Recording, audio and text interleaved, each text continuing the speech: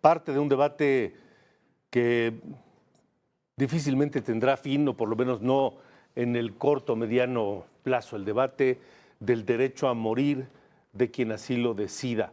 Saludo a Héctor Nebot, abogado con maestría en bioética, colaborador de la Asociación por el Derecho a Morir con Dignidad. Gracias por estar acá.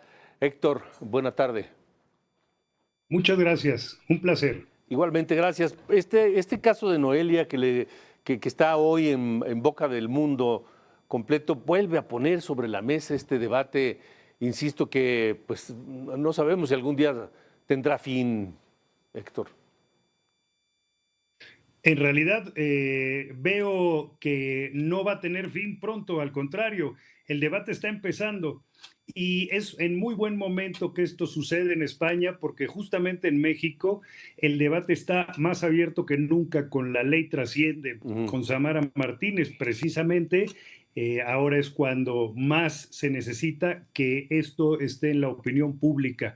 Este caso que sucede ahora en España es lamentable porque efectivamente se ve que la batalla de Noelia con su familia duró hasta el último momento y esto es un reflejo de lo que va a pasar seguramente aquí en México también con los grupos ultraconservadores que van a ser precisamente el mayor escollo para que la ley avance en este sentido. Acá el debate me parece medular es establecer si es o no un derecho de una persona consciente en uso de sus facultades, etcétera, adulta además, el derecho a morir con dignidad.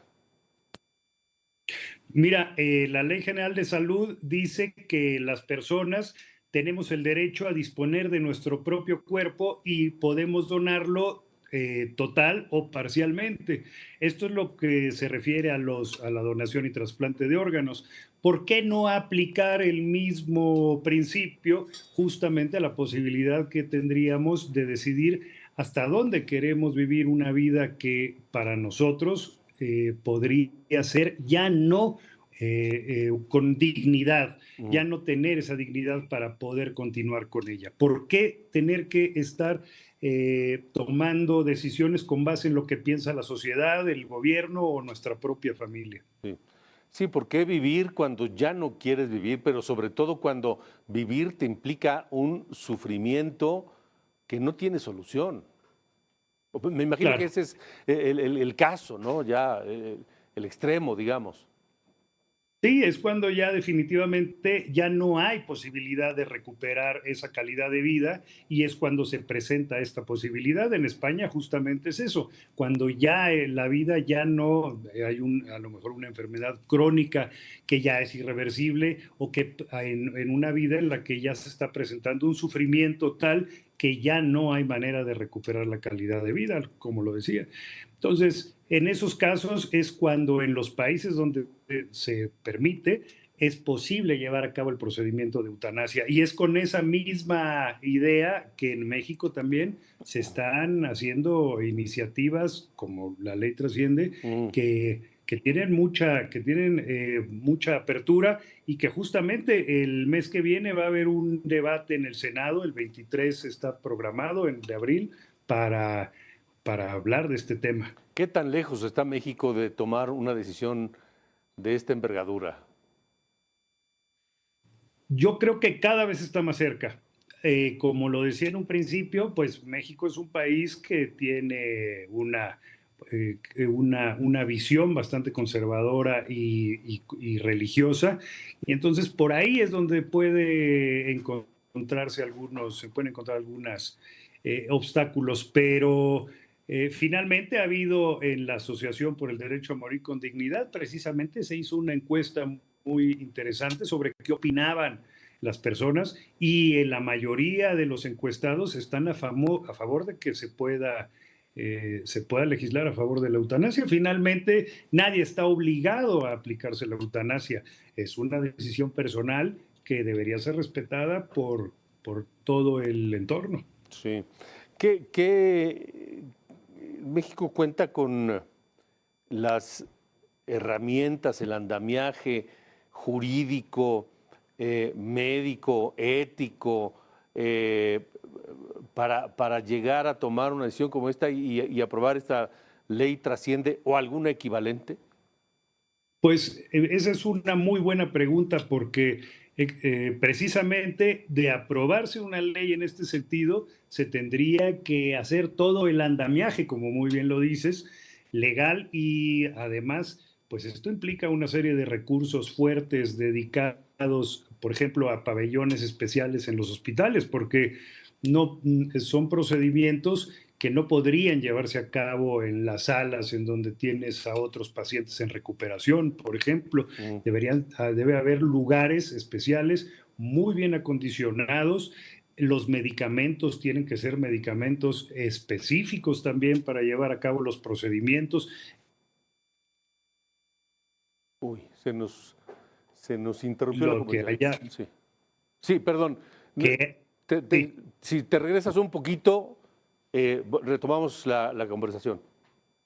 correcto, decía que existe la posibilidad, vamos, que se necesita toda una infraestructura ya en medicamentos, en lo que hay en los hospitales para que puedan llevarse a cabo los procedimientos y también enfermeras especialistas en la aplicación de estos procesos, médicos especialistas en la aplicación de estos procesos y también personas que puedan ayudar psicológicamente a todo el personal que aplica estos procesos, porque finalmente pues son procedimientos que tienen una carga moral compleja. Entonces, sí se puede tener el andamiaje siempre y cuando inicie con un buen sostén legislativo.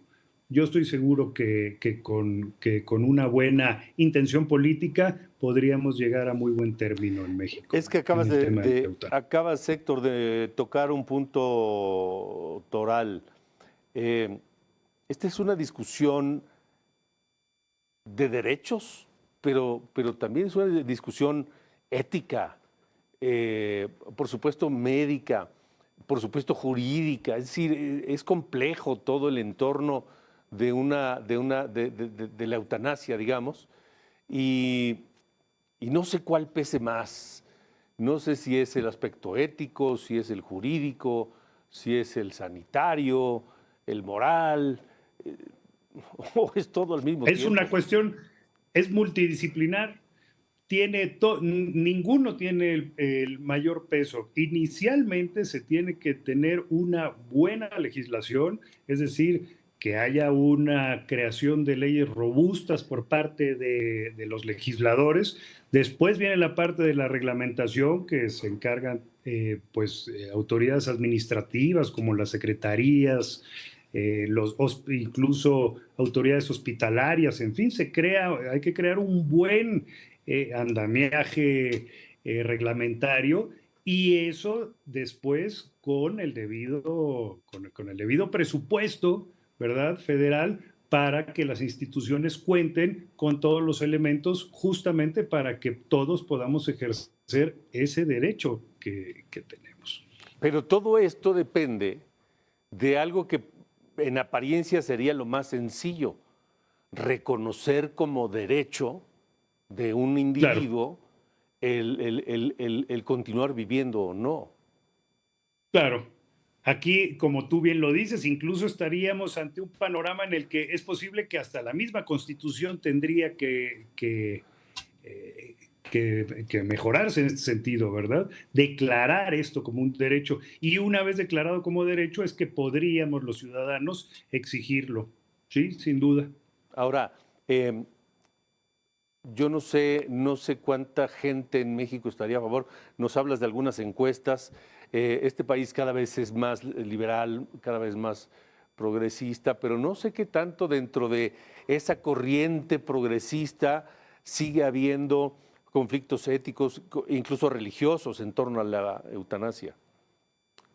Sí, en la encuesta que se hizo por parte de la asociación es el 60 y tantos por ciento, casi el 70% los que están de acuerdo con la eutanasia. Y en efecto, como sucedió en este caso de Noelia en España, hubo justamente una contención bastante nutrida por parte del bloque ultraconservador, en este caso los abogados cristianos, que eran los que patrocinaban al padre precisamente y que intentaron hasta el final de los minutos, del último minuto, evitar que esto sucediera. Incluso una persona que decía que era la mejor amiga de Noelia estuvo en el hospital momentos antes de que se llevara a cabo el procedimiento, exigiendo verla para hacerle cambiar de opinión. Entonces, hasta los últimos minutos.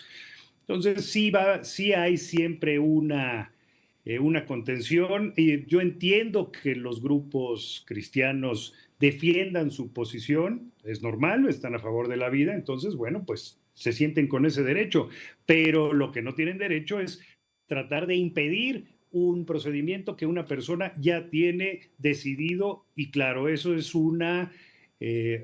es inmiscuirse completamente en la autonomía de las personas y es lo que no debe pasar en un país laico como el nuestro. Es que cada quien tiene el derecho de tener las creencias que mejor le parezcan, pero me parece también que nadie tiene el derecho de decidir sobre la vida de alguien más, ¿no? Claro que no, por supuesto que no. Y afortunadamente, en todas las decisiones que se fueron tomando a lo largo de los procedimientos legales que hubo en el caso de Noelia, todas las instancias judiciales estuvieron de acuerdo en que era una decisión de ella y que ningún grupo ni ninguna persona por fuera de ella podía tomar esa decisión. A ella era quien le correspondía. Y afortunadamente todos coincidieron y se logró. Noelia logró lo que tenía en búsqueda. Es que es un debate ético muy, muy profundo, porque se puede entender el dolor de los padres, ¿no? Evidentemente, la resistencia de los padres a perder a su hija. Pero los padres ya no somos dueños de la vida de nuestros hijos. Eso fue también otro de los argumentos en una de las instancias judiciales, que el padre ya no tenía potestad sobre su hija ni sobre sus decisiones. Ella ya tenía 25 años, ya estaba completamente en posesión de su autonomía. Incluso también hubo algunos argumentos de los grupos religiosos cristianos que decían que ella, por la situación de los abusos que había tenido y precisamente de esa cuestión mental que no le permitía tomar decisiones autónomas, era que no debía autorizarse el tratamiento, el procedimiento. Sin embargo, pues esos argumentos no fueron suficientes porque se determinó durante los juicios que ella estaba tomando sus decisiones absolutamente con toda claridad y con toda conciencia de lo que estaba haciendo. Bueno, entonces el día 23, dijiste, 23 de abril. El día 23 de abril es cuando está programado una reunión en el Senado para justamente empezar a hablar de este tema.